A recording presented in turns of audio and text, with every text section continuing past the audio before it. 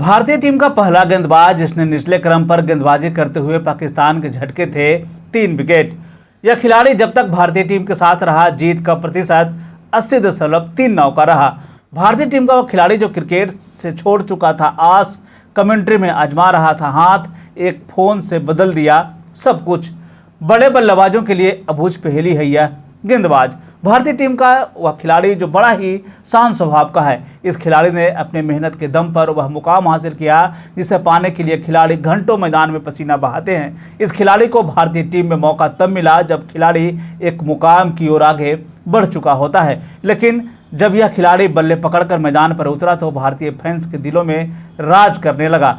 यह खिलाड़ी जब मैदान पर आता है तो इसका शोर चारों तरफ सुनाई देता था। यह खिलाड़ी अपने शुरुआती मैचों में ही अपनी कामयाबी के झंडे गाड़ रहा था। इस खिलाड़ी को भारतीय टीम में एंट्री के लिए भी काफ़ी लंबा इंतजार करना पड़ा, लेकिन जब आया तो पूरा मैदान जैसे इसके नाम से छा गया हो। हर कोई इस खिलाड़ी की प्रशंसा करने लगा था। इस खिलाड़ी को यहाँ तक का मुकाम अगर मिला तो उसमें बस इसकी कड़ी मेहनत का नतीजा था जो इस मुकाम तक पहुंचाया। इस खिलाड़ी को बचपन से ही क्रिकेट खेलने का शौक था। घर परिवार में पढ़ाई लिखाई का माहौल था। उसके बाद भी इस खिलाड़ी ने अपने आप को क्रिकेट की तरफ मोड़ा और देश के लिए अपना बल्ला चलाया।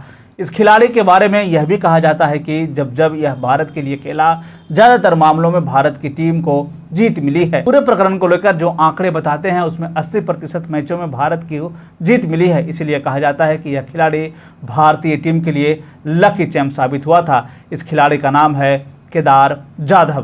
केदार जाधव का जन्म 26 मार्च 1985 को महाराष्ट्र के पुणे में हुआ था। इनके पिता का नाम महादेव जाधव तथा इनकी माता का नाम मंदाकिनी जाधव है। बता दें कि इनके पिता महादेव जाधव महाराष्ट्र सरकार के विद्युत विभाग में कार्यरत थे। वह अपने घर के 4 बच्चों में से सबसे छोटे और उनकी बड़ी बहन है। उनकी पत्नी का नाम स्नेहल जाधव है। उनकी एक छोटी बेटी भी है। बता दें केदार जाधव का परिवार जाधव बाड़ी सोलापुर के ताल्लुक रखता है, इसलिए केदार अपने नाम के साथ जाधव लगाते हैं। केदार जाधव के परिवार में उनकी बहनें उच्च शिक्षा प्राप्त की है, लेकिन इसके बाद भी केदार जाधव ने क्रिकेट को अपना पैशन बनाया। केदार जाधव के बारे में यह भी कहा जाता है कि बचपन से वे बहुत शांत प्रवृत्ति के हैं। उनकी उम्र तब महज 2 साल की रही होगी तब से वे क्रिकेट से प्यार करते हैं। जब वे 2 साल के थे तब से ही उन्होंने अपने साथ एक प्लास्टिक का बैट रखा था। इतना ही नहीं, जिस किसी भी गोल वस्तु को वो देख लेते थे उसी से वो गेंदबाजी करना शुरू कर देते थे, जिसके कारण उन्हें घर में बहुत डांट भी सुननी पड़ती थी। इस दौरान केदार जाधव की बहन सुचित्रा जाधव यह बताते हैं कि जब वह 2 साल का था तो उन्हें आंवले से गेंदबाजी करते हुए देखा गया था। तब से ही मैंने कहा कि यह लड़का क्रिकेटर बनेगा। बता दें कि केदार की पढ़ाई लिखाई MIT हाई स्कूल से हुई है, जहां उन्हें पढ़ाई लिखाई में बहुत मन नहीं लगता था। इनकी बहनों के बारे में मैंने पहले ही बताया कि उच्च शिक्षा प्राप्त है। इनकी बड़ी बहन इंग्लिश में PhD है, जबकि दूसरी बहन इंजीनियरिंग की है, जबकि तीसरी बहन फाइनेंस में MBA की है। ऐसे में घर में पढ़ाई लिखाई का माहौल था, लेकिन केदार ने इन सब के बाद भी क्रिकेट को अपना जीवन माना। केदार जाधव के स्कूल के दिनों में ही क्रिकेट खेलना शुरू कर दिया था। इन दिनों क्रिकेट में उनके प्रदर्शन को ध्यान में रखते हुए उन्हें डिस्ट्रिक्ट लेवल खेलने का मौका मिल गया। यहाँ डिस्ट्रिक्ट लेवल में कुछ साल खेलने के बाद केदार के खेल में बहुत सुधार आया। रणजी खेलने से पहले हिंदू जिमखाना में वे क्रिकेट खेला करते थे। केदार उससे पहले रेनबो क्रिकेट क्लब के टेनिस बॉल क्रिकेट टीम में अपने आप को प्रस्तुत किया था, वहां अपने आप को साबित किया, जिसके बाद वह साल 2004 था जब जाधव को महाराष्ट्र की टीम ने खेलने का मौका मिल गया। यानी कि अब वे रणजी और अन्य मैचों में खेलने लगे थे। हालांकि उसके आगे का क्रिकेट सफ़र इतना आसान नहीं था। इन दिनों केदार घरेलू क्रिकेट में भी कमाल कर रहे थे, लेकिन इनका दरवाज़ा भारतीय टीम के लिए नहीं खुल रहा था। घरेलू क्रिकेट में इनकी एंट्री साल 2004 में हुई थी और साल 2010 में इन्हें IPL में दिल्ली की तरफ से खेलने का मौका मिला, जिसमें इन्होंने दिखा दिया कि केदार जाधव में वह काबिलियत है कि वह भारतीय टीम में खेल सकते हैं। दरअसल दिल्ली की तरफ से खेलते हुए बेंगलोर के गेंदबाजों की धज्जियां उड़ा दी थी।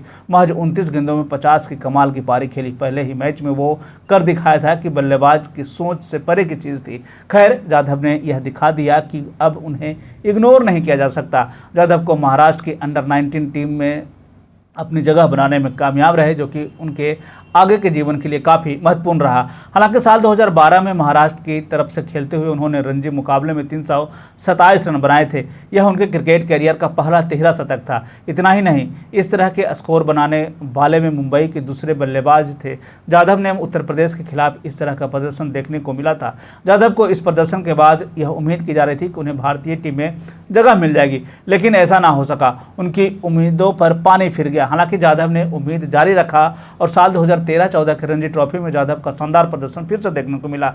उन्होंने 6 शतक के साथ 1223 रन बनाए और इस श्रृंखला में वह सबसे ज़्यादा रन बनाने वाले खिलाड़ियों की लिस्ट में शामिल हो गए। इतना ही नहीं, रणजी के इतिहास में सबसे ज़्यादा रन बनाने वाले खिलाड़ियों की लिस्ट में वो चौथे नंबर पर पहुंच गए थे। ये जाधव ही थे जिन्होंने अपनी टीम को फाइनल तक पहुंचाया था। रणजी के साथ जाधव इंडिया ए और वेस्ट जोन की टीम की तरफ से भी खेलने लगे थे। इस दौरान भी इनका प्रदर्शन बेहतर रहा, लेकिन चयनकर्ताओं ने एक बार भी इन्हें फिर से निराश किया। तमाम उतार चढ़ाव के बीच 8 जून 2014 को जाधव को बांग्लादेश के खिलाफ होने वाले मैच में इन्हें टीम में शामिल किया गया। हालांकि इस सीजन में उन्हें एक मैच खेलने का मौका न मिल सका। नवंबर 2014 में श्रीलंका के खिलाफ खेले जाने वाले टूर्नामेंट में उन्हें फिर से शामिल किया गया और यहां उन्हें 5वें मैच में खेलने का मौका मिल गया, जहां उन्होंने 24 गेंदों में 20 रन बनाए। यह वह सीरीज थी जिसमें भारत की टीम ने श्रीलंका को 5-0 से क्लीन स्वीप किया था। साल 2015 में भारत की टीम जिम्बाब्वे के दौरे पर जा रही थी। यहाँ 3 मैचों की सीरीज होनी थी, जिसमें जाधव को तीसरे मैच में खेलने का मौका मिला, जिसमें उन्होंने 87 गेंदों में 105 रन की कमाल की पारी खेली। भारत यह सीरीज 3-0 से जीतने में सफल रहा और इसी सीरीज में T20 मुकाबले भी खेले गए, जिसमें केदार जाधव को खेलने का मौका मिला। इंटरनेशनल क्रिकेट में खेलने का मौका मिला, यानी कि T20 की बात कर ले तो 29 साल में इनका डेब्यू होता है। इसके बाद केदार जाधव ने साल 2017 में इंग्लैंड के खिलाफ महज 76 गेंदों में 120 रन की कमाल की पारी खेली। इस सीरीज के तीसरे मुकाबले में जाधव ने 76 गेंदों में 90 रनों की कमाल की पारी खेली, जिसके बदौलत भारत की टीम उस दिन 320 रन के लक्ष्य तक पहुंच सका। लेकिन जाधव के आउट होने के बाद जैसे मिडिल ऑर्डर में कोई जान ही न बची हो।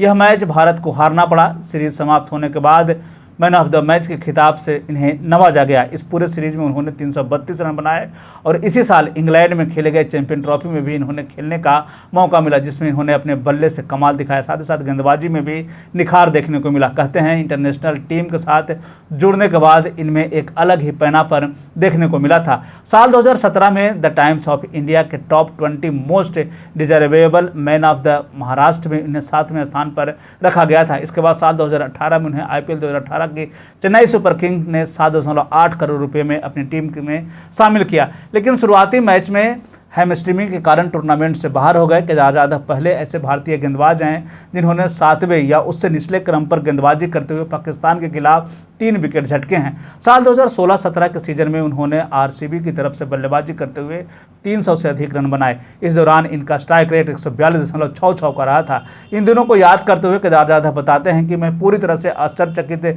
रह गया था जब यह उम्मीद जगी कि एक बार फिर से IPL खेलने का मौका मिल सकता है। उन्होंने कहा कि मैं बहुत उत्साहित हूं और उस सपोर्ट स्टाफ का आभारी हूं जिन्होंने मुझे टीम के साथ जुड़ने का एक बार फिर से मौका दिया। मैं यह आश्वासन देता हूं कि टीम के लिए मैं अपना 100% दूंगा। उन्होंने कहा कि मैं कमेंट्री कर रहा था और संजय भाई ने कॉल करके पूछा कि मैं क्या कर रहा हूं। मैंने उन्हें बताया कि मैं कमेंट्री कर रहा हूं। उन्होंने कहा कि क्या आप अभ्यास कर रहे हैं। मैंने उन्हें बताया कि सप्ताह में 2 बार अभ्यास कर रहा हूं।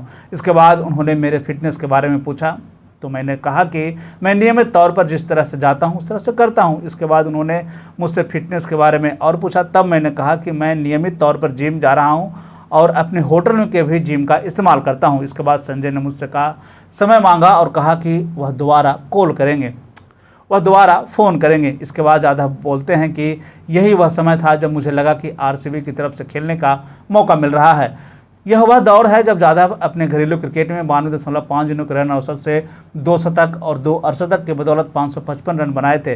बता दें कि इस समय तक केदार जाधव IPL में मराठी भाषा में कमेंट्री करने लगे थे। केदार जाधव ने अपने IPL में 1 साल के ब्रेक पर बोलते हुए कहा कि मैंने 1 साल का ब्रेक लिया, लेकिन मुझे इस बात का एहसास हुआ कि मैं अपने पैशन को मिस कर रहा हूं और जब मैंने प्रथम श्रेणी क्रिकेट में वापसी की तब मुझे अच्छा महसूस हुआ।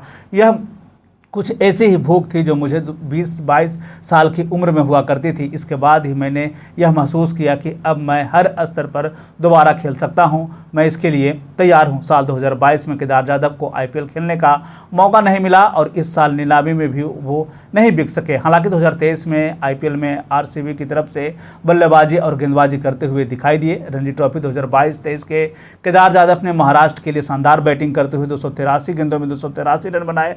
हालांकि केदार जाधव रणजी ट्रॉफी में 13 शतक लगाने वाले सबसे उम्रदराज खिलाड़ी बनने से चूक गए। आपको बता दें कि साल 2010 वह साल है जब केदार जाधव ने आईपीएल में एंट्री मारी थी और पहले ही पारी में इन्होंने अर्धशतक लगाया था। आरसीबी की टीम ने शहबाज अहमद के जगह पर केदार जाधव को मौका दिया था। हालांकि इस दौरान 2 मैच में 12 रन बना सके। अब तक के आईपीएल मैचों में 95 खेलने का मौका मिला, जिसमें कि 1208 रन बनाए हैं। इस दौरान केदार ने 4 अर्धशतक भी लगाए।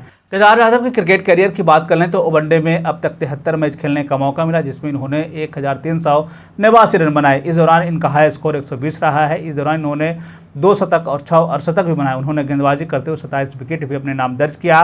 वहीं T20 मैचों की बात कर लें तो अब तक 9 मैचों की 6 पारियों में 122 रन बनाए। वहीं फर्स्ट क्लास क्रिकेट की बात करें तो 82 मैचों की 130 पारियों में 121 रन बनाए। इस दौरान इनका हाई स्कोर 327 रन का रहा है। इस दौरान इन्होंने 16 शतक तो वहीं 22 अर्धशतक भी लगाए। वहीं लिस्ट ए मैचों की बात करें तो 180 मैचों की 154 पारियों में 5342 रन बनाए। इस दौरान इनका हाई स्कोर 141 रन का रहा है। इस दौरान इन्होंने 10 शतक और 31 अर्धशतक बनाए हैं। घरेलू मैचों में 157 मैच खेलने का मौका मिला, जिसमें 2496 रन बनाए। इस दौरान इन्होंने 14 अर्धशतक भी अपने नाम दर्ज किया। इस दौरान इन्होंने गेंदबाजी करते हुए 33 विकेट अपने नाम दर्ज किया था। घरेलू क्रिकेट में इन दिनों इनका प्रदर्शन बेहतर रहा है। ऐसे में आपको क्या लगता है, केदार जाधव आने वाले दिनों में भारतीय टीम में एक बार फिर से शामिल हो सकते हैं? आप हमें कमेंट करके ज़रूर बताएं। शुक्रिया।